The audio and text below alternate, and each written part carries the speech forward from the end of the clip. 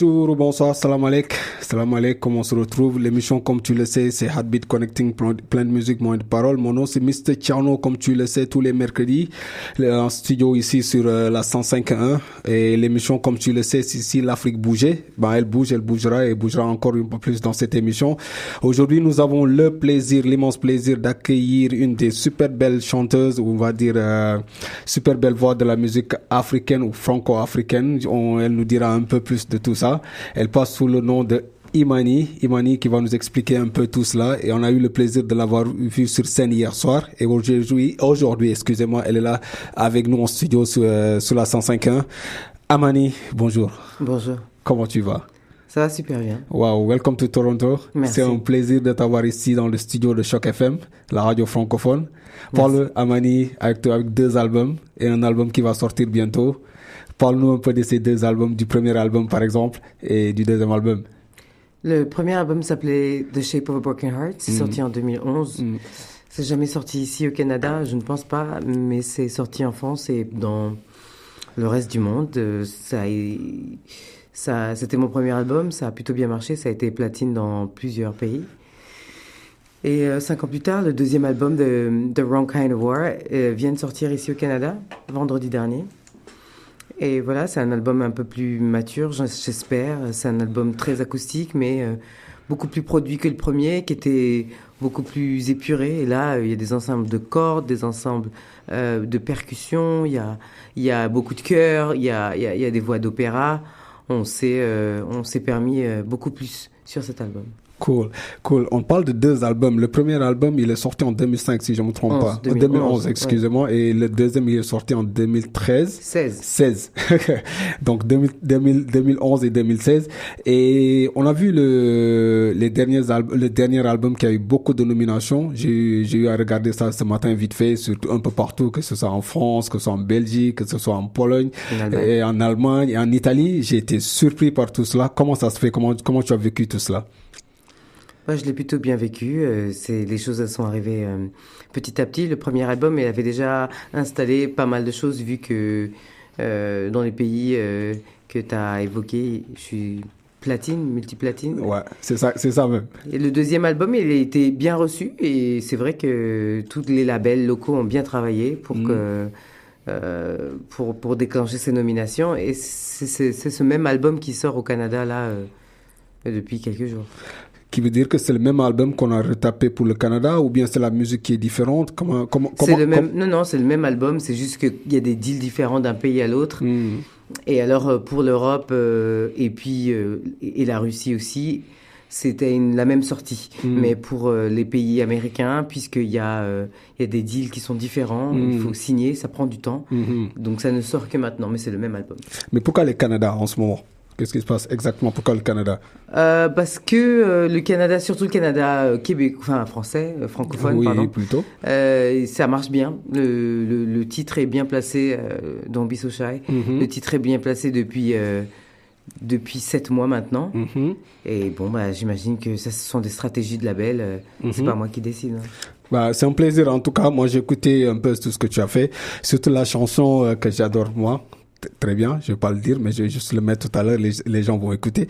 Mais on va parler de la musique. Dans ton musique, on voit un peu tout ce qui est Tracy Chapman, tout ce qui est Nina Simone, tous ces genres de style musical. Comment ça se fait, toi qui es africaine d'origine, arriver à chanter dans ce style de musique qui n'est totalement pas une background africaine? Ah, totalement pas, on n'en sait rien, mais en tout cas, c'est parce que ça a été la culture musicale que je me suis faite sur le tas et sur le tard.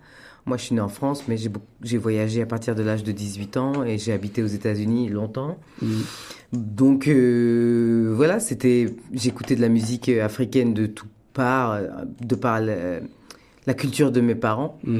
Pas forcément que comorienne, puisque je suis d'origine comorienne. Bien sûr. Mais j'ai toujours tout écouté, en fait, et Tracy Chapman, Nina Simone, c'est des chanteuses qui me parlent, au fond, c'est tout.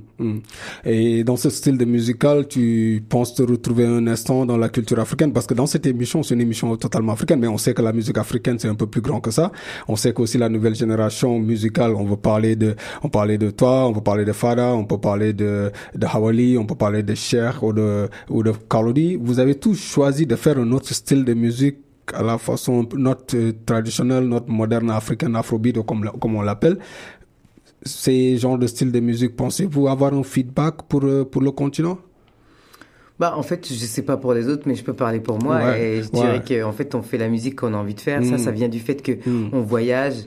La musique africaine dont tu parles, c'est, on va dire, c'est la musique de gens qui sont basés en Afrique et dont leur culture est basée là où ils sont. Et c'est vrai que dès qu'on commence à voyager, dès qu'on commence à être né ailleurs, parce que, on va dire, moi, je suis une enfant de la diaspora, donc forcément, ben, je vais me nourrir de ce qui m'entoure. Donc forcément, ça ouvre sur d'autres mondes et ça ne peut qu'enrichir, j'espère, la culture africaine aussi. Mais personne, enfin en tout cas moi je me pose pas la question à me dire tiens il faut que je fasse de la musique africaine. Ça veut rien dire. Ouais. Cool. Ça c'est Imani qui le dit. C'est une belle philosophie. Ça veut dire qu'il faut ouvrir les portes de la musique africaine et laisser les autres qui ont une sensibilité de faire ce qu'ils sentent. Oui, il faut ouvrir la porte. À tout par ailleurs. Donc effectivement, même les gens qui sont en Afrique, basés en Afrique, et qui se sentent peut-être piégés par, on va dire, la variété, chaque pays a sa variété, et qui aimeraient faire d'autres choses, ben, il faut avoir le courage de s'ouvrir à d'autres... le reggae, c'est implanté dans la musique africaine, le rap aussi, donc... La musique africaine, ça ne veut rien dire, parce que c'est tellement de pays différents, c'est tellement de cultures différentes.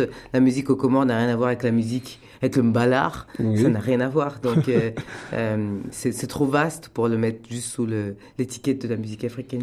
Wow. On revient au thème des albums. J'entends souvent chanter un peu de l'amour, plein souvent, comme la chanson You Will Never Know et tant d'autres. Est-ce que tous les thèmes autour de l'album sont basés sur ça, sur tous tes albums en général? C'est quoi un peu la diversité de tout ça? On parle de l'amour, c'est sûr. On parle du désamour et on parle sur le deuxième album. Il y en a peut-être un peu moins, même si il y a des histoires de rupture, de remise en question, de choses comme ça. Mais le deuxième album, c'est plus une observation du monde, plus une observation, mon observation de ce qui se passait autour de moi. C'est un peu moins thérapeutique et beaucoup plus revendicateur. Ça, c'est l'album Ranking. The Wrong Kind of War. All right, ok. Donc, dans cet album, c'est un peu plus diversifié, tu vas me dire, right? Oui, c'est plus large. Ouais, dans les thèmes et dans la musique en général. Parce que, en fait, il y a quelqu'un qui me disait, tu arrêtes d'apprendre au-delà de ton premier album. Quand tu finis ton premier album, tu arrêtes d'apprendre. Là, tu es devenu totalement professionnel. Dans le deuxième album, ça change un peu de toutes les lacunes que tu n'as pas eu, que tu as fait dans le premier album. Tu veux plus le faire dans le deuxième. Et ça va arriver jusqu'au troisième album qui arrive. C'est quoi que les gens vont s'attendre ici au niveau du Canada avec cet album? Avec quelque chose de beaucoup plus riche, quelque chose de beaucoup plus grand, avec une notoriété ici au Canada? Comment? Je sais pas, en fait, moi, je pense qu'on n'arrête jamais d'apprendre, par contre, hein, ça s'arrête pas au deuxième album, ça serait trop beau. Mais le deuxième album, comme je disais, il est un peu plus, il est plus riche en production, même les paroles, enfin, les chansons, on a écrit 60 chansons, on en a gardé que 12. Wow. On s'est mis la barre très haut, on avait une exigence élevée parce que le deuxième album, après un premier bon album, c'est toujours les statistiques de se planter, elles sont très élevées. Donc oui, les compositions, elles sont plus riches, plus travaillées. Les productions, elles sont plus généreuses. Un ensemble de cordes, 60 cordes, un ensemble de percussions. Il y a basse, batterie, il y a des chœurs, il y a vraiment beaucoup de chœurs. Voilà, on a pris le temps de le faire, 5 ans quand même. Ok, cool. Dans ça va être ce nouvel album qui va sortir au Canada, c'est ça? Oui. Ok. Oui. Et c'est quoi l'espérance de cet album? L'espérance, c'est que ça marche et que ça plaise aux gens. Ça, c'est quoi l'espérance de tous les artistes. Et les ouvertures au Canada, c'est quoi exactement? On pense faire quoi au Canada? On veut se baser au Canada? On veut faire... Non, moi, je vais pas me baser au Canada. J'habite à Paris. J'ai mon mari, mon fils là-bas. Mais en fait, c'est comme ça dans tous les pays. On a un deal avec une maison disque locale cool. et la maison disque, elle fait ce qu'elle peut pour que le projet existe. Alors, c'est des promos, radio, télé, c'est des concerts. Et puis, avec de la chance, on arrive à attirer l'attention des gens et les gens vont acheter votre album. C'est pas plus différent au Canada qu'ailleurs. Ça se passe comme ça partout, pareil. Et il y a un retour prévu ici pour un show ou quelque chose? Toronto, pas encore. Les choses, elles sont en train de se construire. C'est assez récent, mais Je reviens le 30 juin au Festival de Jazz de Montréal. Cool. Pour la première fois. Donc voilà, c'est encore en construction. C'est encore en construction, c'est pas moi qui le dis, c'est Imani qui le dit. Pour ceux qui la connaissent pas, bon, ceux qui le connaissent déjà, il y en a beaucoup qui vous connaissent à Toronto et moi j'en fais partie et je suis content. Mais bon, pour les autres, allez juste sur YouTube et mettez Imani et vous allez voir quelque chose d'extraordinaire. On va revenir sur une chanson que moi j'aime bien, c'est la chanson Slow Down. D'où est-ce que ça vient cette chanson? Parce que c'est une reprise de très diverses personnes, beaucoup de personnes l'ont reprise. Comment ça se fait que tu les reprises aussi? Ah non, Slow Down, c'est une chanson que j'ai écrite.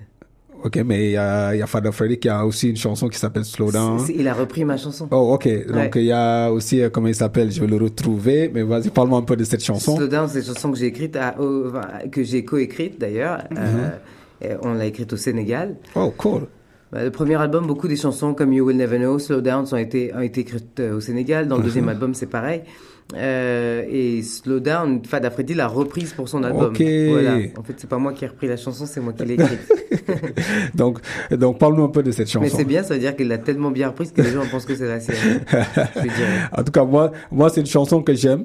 C'est une chanson que j'adore vraiment et on va donner le plaisir aux écouteurs de l'écouter cette chanson et vous allez me dire on va pas dire quelle est la meilleure version entre celui de toi et celui de Fada Freddy. Je parlais un peu de Larry Williams qui a aussi cette chanson qui s'appelle Slow Down qui est sortie vers les années 58 exactement sous le label de Moontown. Donc c'était pour la première fois qu'il a chanté cette chanson sur CBC, donc c'est pour cela que j'ai dit ça. Donc, c'est une chanson qui a le même nom mais c'est pas la même chanson.